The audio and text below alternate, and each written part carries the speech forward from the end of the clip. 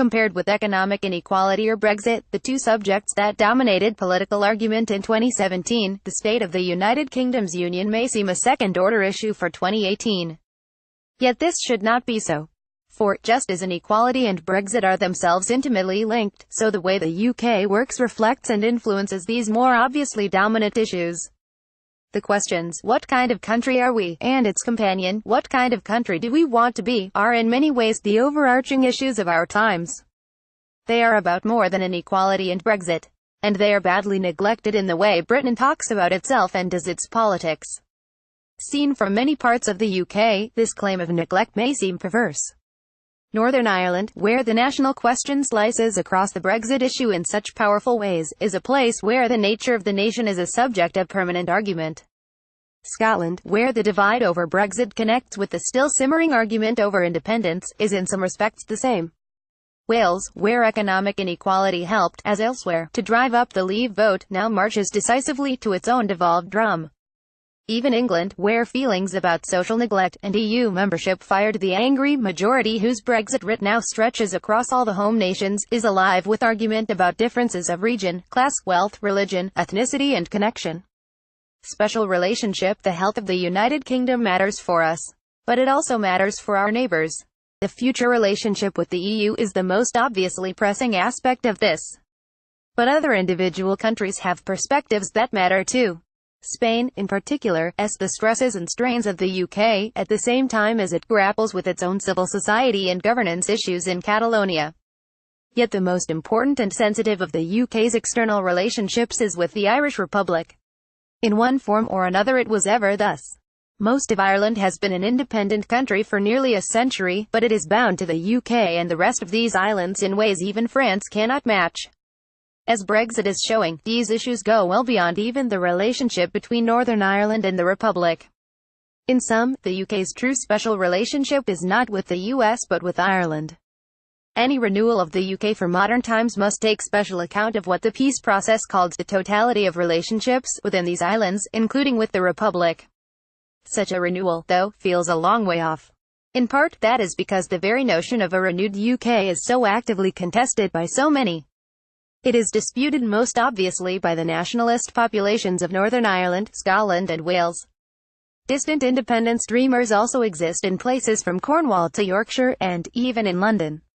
Immigration and the proliferation of identities add other enduring complexities. But change to the UK is most fiercely contested by Anglo-British traditionalists, many of whom think that the existing UK remains perfectly adequate and is not in need of reform or renewal, especially once Brexit has taken place, if it does, or, on the other wing of politics, once a Corbyn government has transformed it, if it does. There are several self-deceptions here. One is that Brexit, or a Corbyn government, would somehow magic away the need for reform of the UK. In fact, the reverse is true. The solutions to these questions are far from purely governmental. They rest on civil society and, ultimately, on the way we think and act. Another deceit is the idea that traditionalists really give much thought to the UK and its more distant areas at all.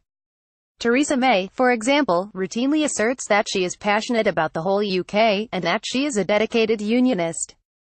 Yet, when she said last January that the Leave vote was a vote to restore national self-determination, she meant Britain. Her claim ignored nations that voted Remain. Mrs. May sees nationalism in Scotland, Wales and Northern Ireland as divisive, which it can be, yet talks about Britain as a nation without making qualifications. She speaks of her wish for a new united Britain. But as Anthony Barnett observes in one of the most important political books of 2017, The Lure of Greatness, apparently, her English nationalism is not divisive. It is unifying. It is British. Sweet and violent words and terminology matter in these disputes. Few debates about the Irish border issue are free of terminological arguments with deep historical roots. Mrs. May always refers, for example, to the Belfast Agreement of 1998, which is the Northern Irish Unionist term for what nationalists and New Labour always called the Good Friday Agreement. Perhaps that is why she, and many Brexiters, misunderstand so badly how it changed the nature of sovereignty in Northern Ireland. The most common misuse of language remains the elision in the conservative English mind between England, Britain and the UK. Photograph Keystone USA Zuma Rex features yet the most common and most revealing, because most insulting, misuse of language remains the elision in the conservative English mind between England, Britain and the UK. When the Daily Mail ran its angry pro-Brexit front page during the referendum campaign, it was headlined, "Who will speak for England?" Buried away inside the paper was a clarification of sorts. By England, we mean the whole of the United Kingdom. As Mr. Barnett puts it, England-Britain is a post-empire hybrid, English within and British without. The English aspect is often whimsical and pastoral, the British aspect exterior-facing and imposing. The sweet and the violent are attached. Readers do not have to agree with Mr. Barnett's account.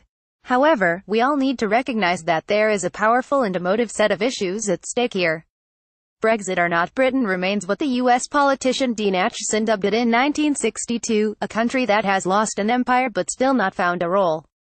But it is also a country that has not worked out how to share its different identities either.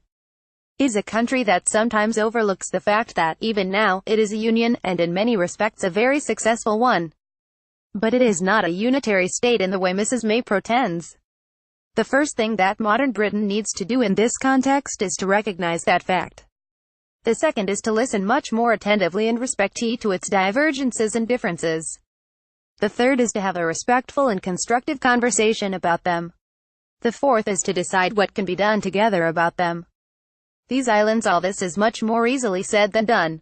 The idea that all the parts can be thrown up in the air and then relayed in some perfectly constructed, logical way is a fantasy. But there are many things that form part of the answer that can be begun, often in quite small grassroots ways as opposed to grand Napoleonic ones. These islands, a group that launched in 2017, is one promising approach based on the crucial recognition that this is an issue that civil society should engage and reason with across borders. But big things will need doing too, in particular by grasping the nettle of England's needs for its own forms of self-determination and recognition within the larger UK whole. The departure of Parliament from Westminster, if it happens, also offers a huge opportunity to rethink the nature of the second chamber along more federal lines. Land-based media and other professions need to think with fresh minds too. The turn of the year should be a moment of collective resolution to examine whether and how our union of nations can be renewed most richly. If that union is to survive these testing times and prosper as it can, it needs to be one that is much more equal to the task than the one we have now.